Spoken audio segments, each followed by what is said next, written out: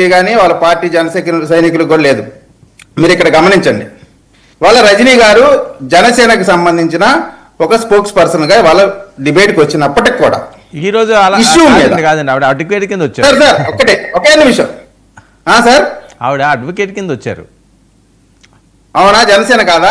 జనసేన ఉన్నారు కదా, జనసేన కాదంటే ఓకే, లక్ష్మీకాంత్ ఉన్నారు ఇక్కడ. నాకు తెలిసినంత వరకు ఆమె జనసేన అనుకుంటున్నాను. జనసేన కాకపోయినా పర్వాలేదు. ఇప్పుడైతే డిబేట్లకి ఆవిడ జనసేన తరపు నుంచి రావట్లేదు. ఓకే సరే, అడ్వకేట్ గా వచ్చారు కాబట్టి నేనేం చెప్తానంటే, ఇప్పుడు సింహాచలంలో దొంగతనం కేసు పెట్టకుండా వేరే ఏదన్నా కేసు పెట్టి వారికి స్టేషన్ బెయిల్ ఇచ్చుంటే అది తప్పే. లేదు, ఒకవేళ దొంగతనం కేసు పెట్టినప్పటికి కూడా ఆ సెక్షన్స్ అబౌవ్ 7 years శిక్ష పడేటువంటి సెక్షన్స్ ఉన్నప్పటికి కూడా వారికి స్టేషన్ బెయిల్స్ ఇచ్చుంటే తప్పే. ఒకవేళ ఆ దొంగతనం కేసులో ఆ సెక్షన్స్ పెట్టి బిలో 7 years అయినటువంటి సందర్భంగా హర్నిష్ కుమార్ ఆ జడ్జిమెంట్ ప్రకారం బిలో 7 years దాని ప్రకారం వాళ్ళకి ఇచ్చుంటే సరే, అయినప్పటికీ కూడా దాన్ని ఇంకా పటిష్టంగా 7 years కంటే అబవ్ పడే సెక్షన్స్ వేసి వాళ్ళు జైలుకి వెళ్ళేటువంటి విధంగా కృషి చేస్తుంటే బాగుండేది. అలా చేసినట్టయితే ఈ రోజున జగన్మోహన్ రెడ్డి గారికి ఇటువంటి మాట్లాడేటువంటి అవకాశం ఉండేది కాదు. ఇప్పుడు ఇంత పెద్ద వ్యవస్థలో ఒకరిలో ఇద్దరు అధికారులు తప్పు చేయొచ్చు, కానీ ఎంటైర్ పోలీస్ డిపార్ట్మెంట్ ఏదో తప్పు చేసినట్టు మనం చెప్పడం ద్వారా పోలీస్ వ్యవస్థ అనేటువంటిది ఉండటం వల్ల మాత్రమే ఆంధ్రప్రదేశ్లో లా అండ్ ఆర్డర్ అనేటువంటిది నడుస్తూ ఉంటది. వాళ్ళ ప్రభుత్వం ఉండొచ్చు, మా ప్రభుత్వం ఉండొచ్చు. ఇప్పుడు వాళ్ళ ప్రభుత్వంలో కూడా అనేకమైనటువంటి దాడులు చేశారు. మా తెలుగుదేశం పార్టీ ఆఫీసుని, రాష్ట్ర కార్యాలయాన్ని, ఒక ఏ రాజకీయ పార్టీకైనా ఆ రాజకీయ పార్టీకి సంబంధించిన రాష్ట్ర కార్యాలయం దేవాలయంతో సమానం. అటువంటి రాష్ట్ర కార్యాలయాన్ని రౌడీ మోకలతో ఇష్టం వచ్చినట్టు పగలగొట్టి ఎన్టీఆర్ గారి విగ్రహంతో సహా మొత్తం కూడా డ్యామేజ్ చేసినటువంటి ఆ పరిస్థితిలో కూడా పోలీసులు వచ్చి కాపాడేటువంటి ప్రయత్నం ఆ రోజు చేయలా. మొత్తం పాల్గొట్టి వెళ్ళిపోయినాకు వచ్చి విచిత్రం ఏంటంటే, రెండో రోజు లోకేష్ గారి పైన SC/ST యాక్ట్ ఒకటను అటెంప్ట్ టు మర్డర్ కేసు పెట్టారు. ఎందుకు? ఎవడో వస్తాడు, మా పార్టీ కార్యక్రమం జరుగుతూ ఉంటది, దాంట్లో వాడు ఒక అగంతకుడిలాగా చొరబడితే అతన్ని పట్టుకుంటారు కార్యకర్తలు పట్టుకుంటే వారిపైన కార్యకర్తలు పట్టుకుంటే ఎవరిపైన పెడతారు? లోకేష్ గారి పైన SC/ST act Anu attempt to murder case పెడతారు. సో అటువంటి ఆ విధమైనటువంటి పోలీస్ వ్యవస్థను మేము వాడుకోవట్లా. మేము ఖచ్చితంగా సెక్షన్లు వేయటంలో ఎక్కడన్నా పొరపాటు జరుగుంటుంది, ఖచ్చితంగా దాన్ని కూడా లాయర్ గారు, ఎందుకంటే జనసేన కాదన్నారు కాబట్టి లాయర్ గారు చెప్పినటువంటి అంశం అయితే కరెక్ట్ పాయింట్, దాన్ని ఆలోచించాల్సినటువంటి అంశం ఉంది. ఇక బాధ్యత జనసేన అయినా జనసేన అయితే అంటే అయ్యుంటే నేనేం చెప్పేవాడినంటే, జనసేన పార్టీ అయినప్పటికీ కూడా ప్రభుత్వంలో ఉన్నటువంటి ఏ పొరపాటును కూడా ఎత్తి చూపించేటువంటి అవకాశము, స్వేచ్ఛ ఉండటం అనేది అవసరం. ప్రజాస్వామ్యంలో ఏ రాజకీయ పార్టీలో ఉన్నా తప్పుని తప్పుగా ఒప్పుకోవాల్సినటువంటి అవసరం ఉంది.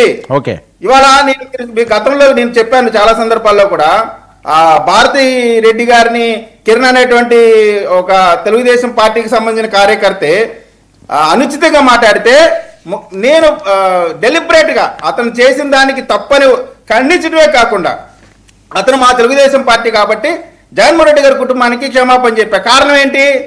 అది మా తెలుగుదేశం పార్టీ కార్యకర్తలు ఉన్నటువంటి ఒక డిసిప్లిన్, ఎవరినైనా సరే తల్లిగా చెల్లిగా భావించేటువంటి మనస్తత్వం ఉండేటువంటి పరిస్థితి.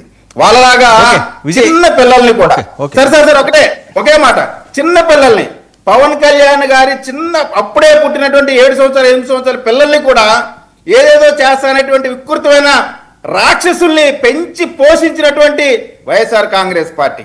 కాబట్టి వాళ్ళకి మాకు తేడా ఉంది.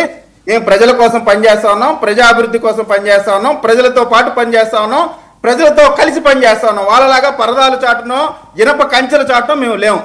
ఓకే విజయ్, అసలు కాపు కాసేది ఎవరు ఈసారి? ఇది ఎక్కువ చర్చ నడుస్తున్నది, మన సునీల్ కుమార్ గారు రైజ్ చేసిన దాన్ని.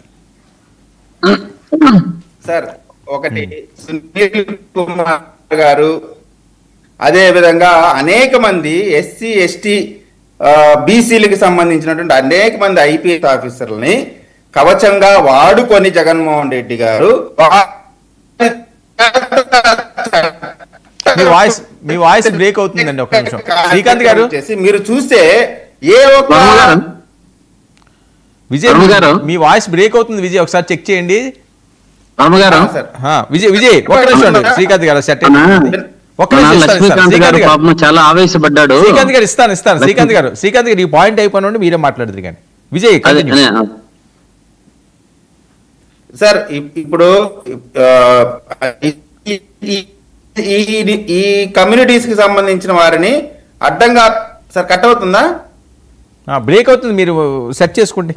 శ్రీకాంత్ గారు రెస్పాండ్ అవ్వండి. అసలు కాపు కాసేది ఎవరండి? మొన్న అయితే గంపకుత్తుగా జగన్మోహన్ రెడ్డి గారికి అయితే దెబ్బ కొట్టారు వాళ్ళు అని, వాళ్ళ వైపు లేరు అని, పవన్ కళ్యాణ్ గారి వైపే ఉన్నారు. దీనికి కారణం ఏంటంటే పదే పవన్ కళ్యాణ్ గారిని ఇబ్బందిగా మాట్లాడడం, అదే కమ్యూనిటీ తోటి ఆయన తిట్టించడం, వ్యంగ్యంగా మాట్లాడడం, పర్సనల్గా టచ్ చేయడం, ఇలాంటివన్నీ కూడా. సో అందుకని ఆ డిసిషన్ వాళ్ళు తీసుకున్నారని. ఇప్పుడు మళ్ళీ కొత్తగా దళిత్ కాపు ఆ కాంబినేషన్ తోటి ఒక వాయిస్ రైజ్ అవుతుంది, ఈసారి ఇటువైపు రావాలని. మీరు ఆ తప్పును తెలుసుకున్నారా? గతంలో అనవసరంగా ఆ వింగిని మనం పోగొట్టుకున్నామని.